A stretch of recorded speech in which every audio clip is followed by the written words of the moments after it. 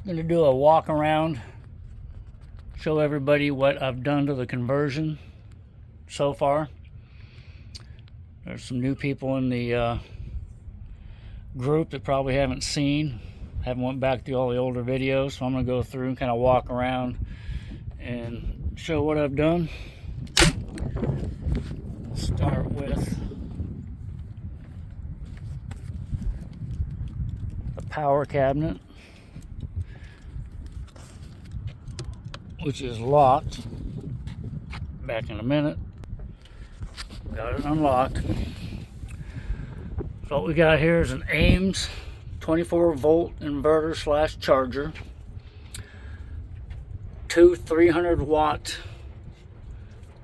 cycle 12-volt batteries wired in series to give me 24 volts to match the inverter. My charge controller, my lifetime charge controller, 60 amp. That's what controls the solar panels on the roof and the charging. That's my 110 circuit breaker or 120 circuit breaker. That's my off switch and circuit breaker, 80 amp circuit breaker in case something goes wrong between the solar panels and the charge controller. On this side I got my 24-volt bus bars down here. Main power off switch, my 12-volt bus bars, and a 12-volt step down. So it takes the 24 volts, turns it into 12 volts. And that's where I got my lights on the inside wired to, and I've got the diesel heater connected to that, so I don't have to have the inverter turned on for those to operate. The inverter pulls about 3 to 6 amps or watts, excuse me, when it's running.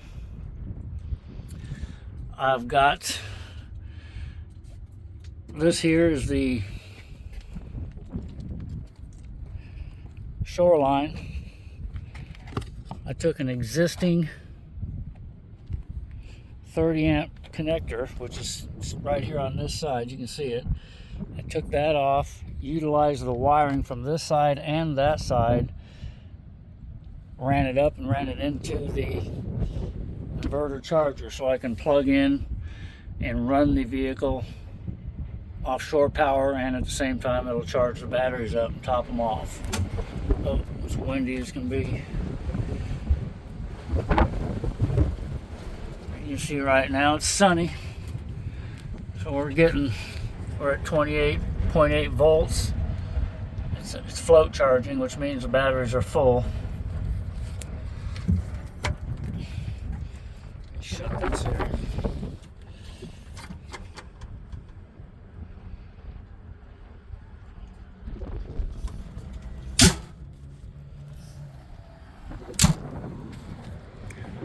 I placed the factory auto eject.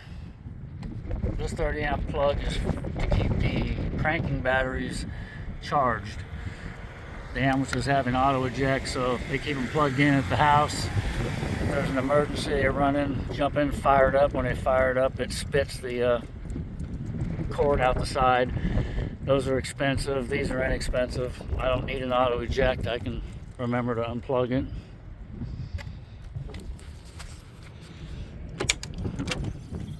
This is the back side of the air conditioner and heater. It's got a heat pump on it, so if it's above freezing, you can use the heat pump. If it's below freezing, they say it doesn't work. So I keep my generator for backup power and some fuel.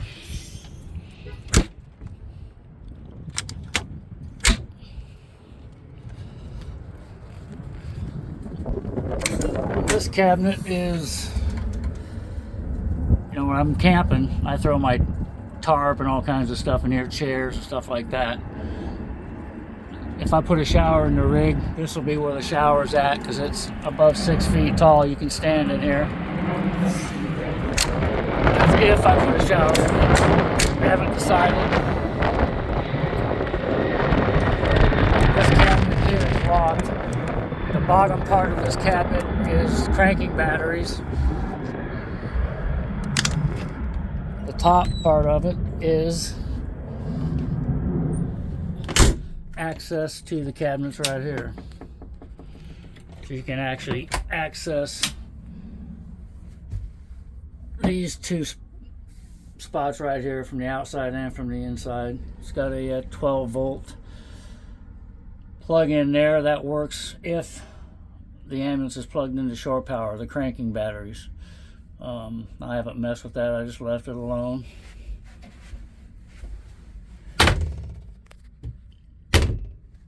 Okay, this right here, that was for the outside floodlights. I removed the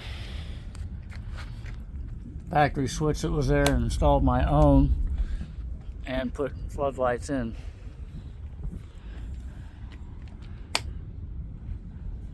That switch used to be wired to these here, and the box would actually have to be activated. You'd have to activate it from inside the cab to run juice back to here.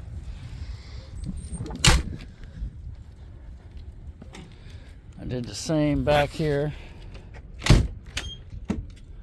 I utilized the rear floods switch location. That's the factory stuff. I just put the switch inside there, and that runs this one right here. It's the rear porch light.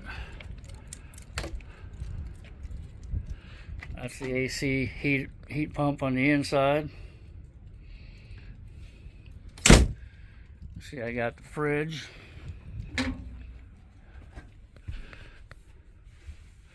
I went with 24 volts so I can have 120 outlets. So I've wired in 3 120 outlets so I can run just regular household items. This fridge slash freezer, the bottom section's a freezer, top's a fridge. That thing was like 230 bucks. And for a 12 volt fridge freezer, I mean, you're talking $1,000 to $2,000. It's just way more expensive. And the 24 volt inverter charger is extremely efficient.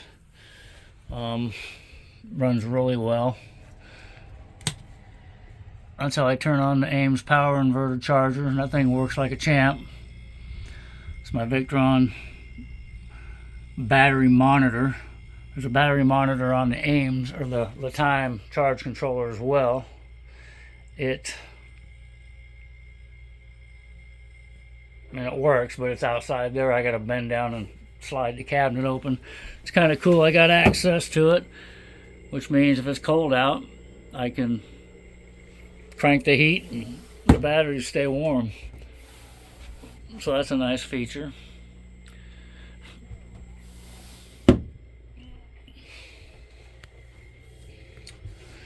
I took out the handrails in the ceiling, all the lights, and then put my own lights in here.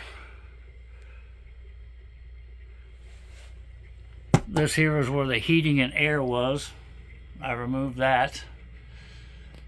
And then I had to take and make some panels to cover the wiring. All the wiring going front to back.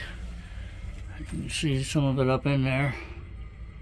All that wiring is run through the center of the headliner, and then it goes out to the sides. Like the wires for the shore power hookup back there. It comes up the side, over, and down the center. I installed the wood paneling just because, not sure why. Thought it would look good. It's not bad. If I had to do over again, I might pick a different option. This wood paneling here and this stuff here, there was stuff there, the ambulance stuff, that had big holes. It left big holes in the cabinets. So it was easy for me to buy this. Very inexpensive, like $5 a sheet at Menards. I used it for this, for the ceiling, and over here, and for that trim piece there.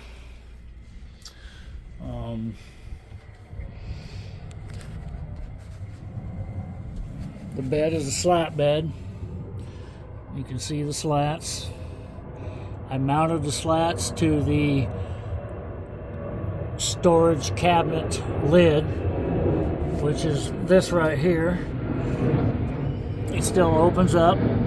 I got stuff stored in there. I've got my diesel heater mounted in there, which works nice.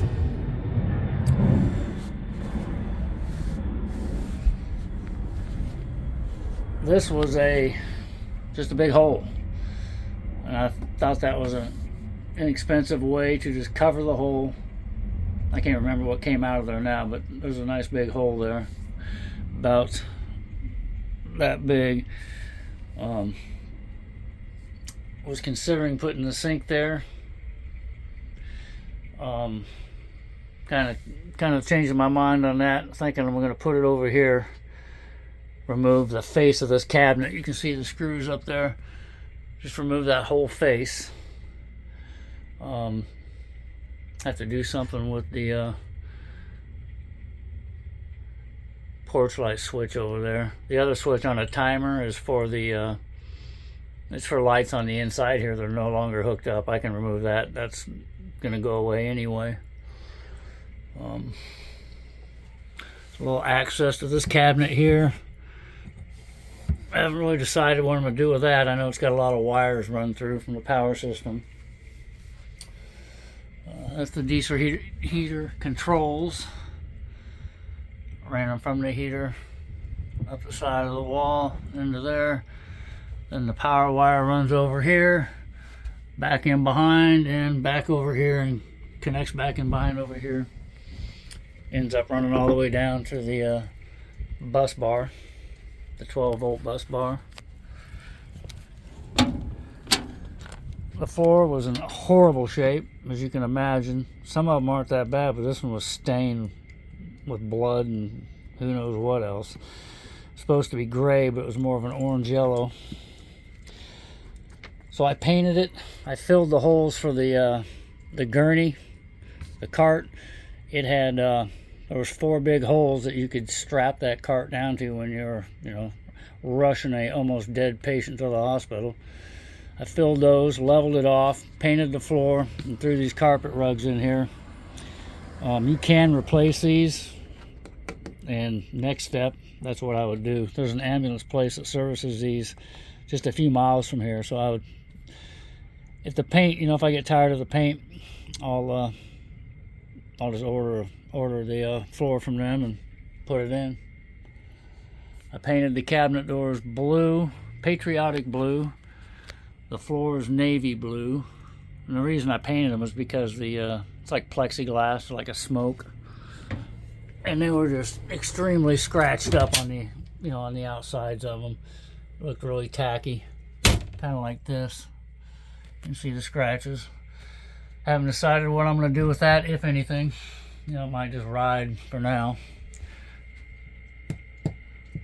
These are two. You got white and you got blue.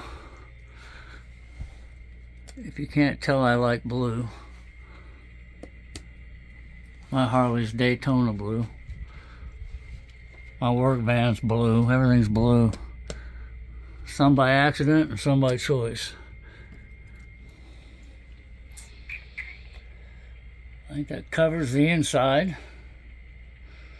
Like I said, I'm thinking the sink would go there maybe, but I'm thinking about ripping this whole face off, putting the sink at this level right here, having my water down here and my drain jug down here, so it'll be very simple, compact, all right here.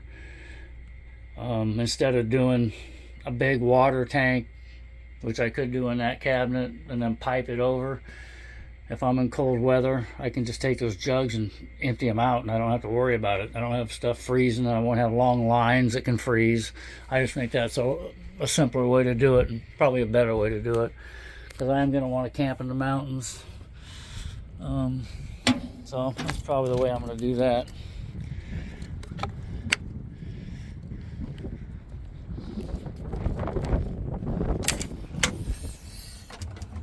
I know a buddy of mine, he's got pretty much the same layout. This is where he put his 35-gallon water tank. he's got a sink that he mounted separate right in there by the cabinet. It's just forward of it. He put an extra little wooden box in there and put a little sink in it. I don't know, I'm not going to put a water container in there. I'm not sure what I'm going to do. It might just be storage, just for hauling stuff. You can see my all my wiring for the power cabinet all going up and in. There's the solar wires there. If I can stand up here and give you guys a view, a little bit of a view of the panels. They're RV 400 watt bifacial, and they're on tilt brackets, so I can tilt them up like if I'm hanging out in the desert in the wintertime and the sun's never, at peak height. I can tilt them. They'll tilt from either side. You can see that the bifacial. You can see the bottom of it, and with the white roof, even though they're not tilted, they still get reflection off of the roof, and it absorbs energy. It helps. I think the highest I got this summer, it's 1200 watts of solar. I got like 1100 something at one time of input coming into the charge controller, which is really nice. I still got the scene lights hooked up. If I turn on the, if I switch this module power switch on, then I've got the lights over here. I can turn those on. It's kind of nice. I really don't want to get rid of that, just because I want to keep a little bit of the ambulance mystique to it. I like that. I like the porch lights. You can replace these. The bulbs are they're Welland bulbs, and they're like freaking 60 some bucks, 70 bucks a piece. You can replace this whole housing with a brand new housing, new lens, new everything for 100 bucks. So this spring, that's probably what I'm going to do. Just order 4 new ones. And when I do that, I'm going to tap that into my power system. And then, that whole box thing, turn it on the module won't even be necessary. Because other than that, everything else has been removed. At that point, I'll probably remove that center console thing. The only thing left is I've got not a siren, but there's a speaker in the front. And I got that mic in there, so I can flip it on and I can talk to people through it. Like, get out of my way, I'm coming through. Or it's got a horn and it's got another feature. It's not a horn. It's almost like a siren. Which probably isn't legal, but I use it on occasion just for the heck of it. And then where the red and blue flashers used to be coming off of these ears, I am going to build some kind of a platform off of that I can haul stuff in, kind of a storage area, and it can be walked on. Because those panels take up the majority of the roof. I can get up here and show you guys. That'll be interesting. See if I can get up here. Give me 1 second. So as you can see, there's not a lot of roof left. So I'm thinking for serviceability, cleaning them, tilting them, whatever, building a platform up here to walk on and stand on would be beneficial. Try to unlock this and show this to you guys as well. So I keep the litter box. I just open that drawer when the cat's in here when we're camping, and she walks in and uses it. So it slides out. That's where the crank battery is. There's one here and one under the hood. Okay.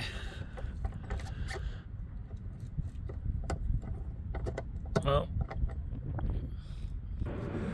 took me a minute to get that thing. The nut on the back side of that is loose and it's spinning, so I'm going to address that. This cabinet self-locks because of the batteries down there. So you unlock it, open it, as soon as you shut it, it's locked again.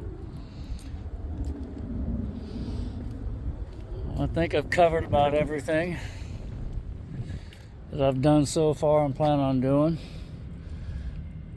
wraps this one up. We'll catch everybody on the next one. Later.